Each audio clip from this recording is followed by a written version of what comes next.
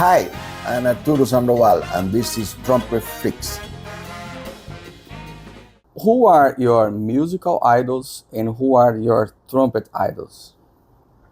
Oh my goodness, the list is very long. Because I listen to, you know what, I always remember what Duke Ellington used to say. They say, music is only one, a good one. Yeah. The other one, I don't know about, I don't want to talk about. And I listen to everything, man. I listen to everything. And of course, for example, one of the first trumpet player I heard many years ago was Rafael Mendes. He was an incredible virtuoso, you know. And then the first jazz album I ever heard was Dizzy Gillespie and Charlie Parker. That changed my mind. That really, you know, I couldn't believe it when I heard that for the first time, jazz, bebop music. I'm still crazy and big fan about bebop, you know. I strongly believe that if you can play bebop well, you got a good possibility to play anything you want. Yeah. Oh yeah. I know that you recorded an album in Cuba, and how many albums did you just one? Only one. Yeah, but how many albums did you record in the US? In the US? Yeah. 48. 48. And what do you consider is the best 48 album? under my name. And then as a guest of singers and other musicians, oh my goodness, I lost the count. I lost the number already. Many. And what do you consider is the best album that you recorded? I shouldn't mention any because, you know, all of them are different. Yeah. Different, you know. I got all kind of different things. And But something that's very special for you. Trumpet Revolution. That album that you emulate different trumpet players. 22 different trumpet 22. players. And who was the most difficult to emulate? Which one? Oh my goodness. Probably Winter Marsalis. Okay. Oh yeah. I would say Bix Beiderbecke. No.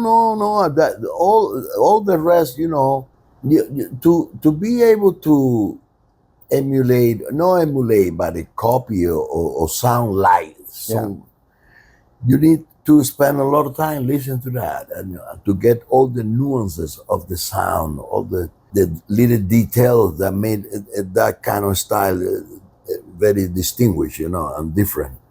And that's the result of the album, you know, that I pay a lot of attention. Somebody said many 100 years ago, if you want to learn something, pay attention. Pay attention. And speaking about improvisation, how do you recommend people to start on improvisation?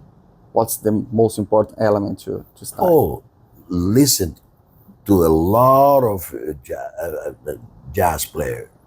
All of them. It doesn't matter what instrument, but to get familiar with the style, you know, that's very important. The other thing which is very important to me is to get familiar with the keyboard. Because when you know the chord changes and you're familiar with them and you learn all the scale that belongs to that change and then you have better control of the harmony, and that's crucial. You know, you can not improvise without being aware of the chord changes correctly and well. And what do you have in mind when you improvise? Do you imagine something? Do you have something in mind? You have to listen to the chord changes underneath and that to be sure you are playing within the right chord, you know, it's very important. But I also think about the keyboard a lot because the piano have something very special, which is you can visualize what you hear. You hear, but also you see everything. With the trumpet, you don't see anything. You hear, but you don't see anything. And then this helped a lot. And that happened many years ago when I read a book of jazz history when Miles Davis came to Dizzy Gillespie asking for a question about improvisations and to help him. And Dizzy say, okay, I can help you. Let's go to the piano.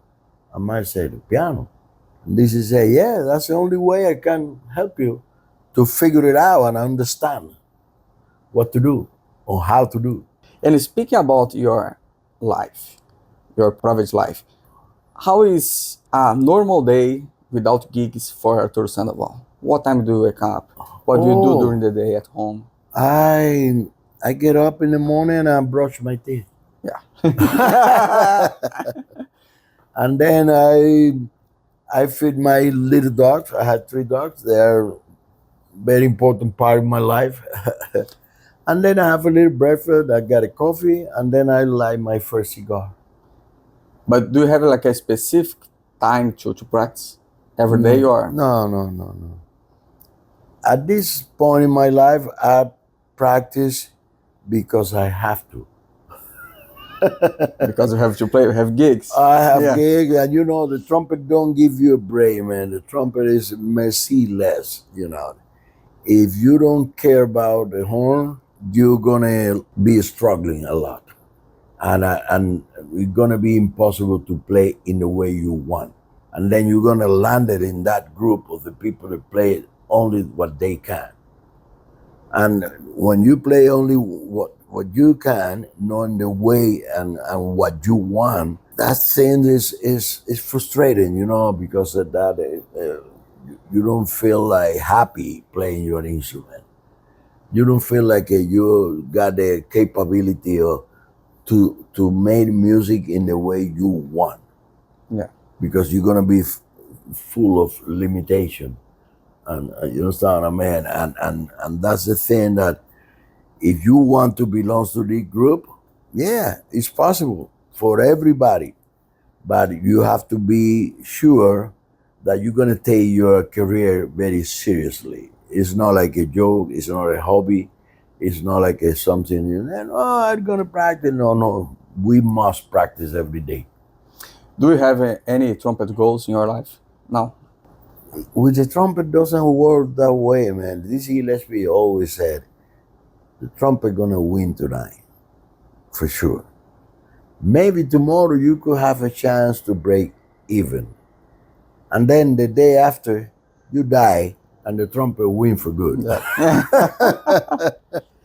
With the trumpet, and you know, my philosophy of life in every sense always has been that what happened in the past is history. We have no control and we have no way to transform or change it. We can not.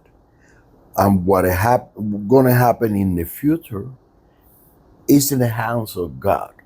Of course, you have to try your best, but whatever gonna happen is in the hands of God. We have no control. Yeah. What I have been doing almost my life is try to concentrate in these 24 hours that happen today. Try to do as good as I can this 24 hours. And then tomorrow start again from scratch. Got it? But in the future, somebody say hundreds of years ago, they said, if you want to see God laughing very hard, tell the Lord about your plans. And then he's gonna laugh very hard and say, oh, you got plans? Yeah, I got plans for you too. Okay, thank you. So, let's go for lunch. Yes, sir, please. A plataforma JTF Aulas é a primeira e única plataforma multiartista no planeta Terra. Podemos dizer que é a Netflix do trompetista. Dentro da plataforma você encontrará aulas com artistas internacionais como Adam Rapa, Eric Miyashiro, Mark Zaus e muitos outros. A plataforma conta com mais de 1000 minutos em aulas práticas, duetos, masterclass, workshops e rotinas de estudo. Você também terá acesso a aulas com professores de universidades americanas e com professores brasileiros como Otávio Nestares e Bruno Garcia. As videoaulas são interativas, então você você tem a chance de praticar junto com o professor. Todo o conteúdo é elaborado pensando nos trompetistas brasileiros. Então, se você não fala inglês, não se preocupe. Todas as aulas com trompetistas internacionais estão legendadas. Tudo isso para facilitar o acesso a um conteúdo de altíssimo nível. Existem 3 planos de assinatura: 3 meses, 6 meses, 12 meses, sendo o mais barato a partir de R$ 14,90 por mês. O link de inscrição está na descrição do vídeo. Tenho certeza que você vai curtir.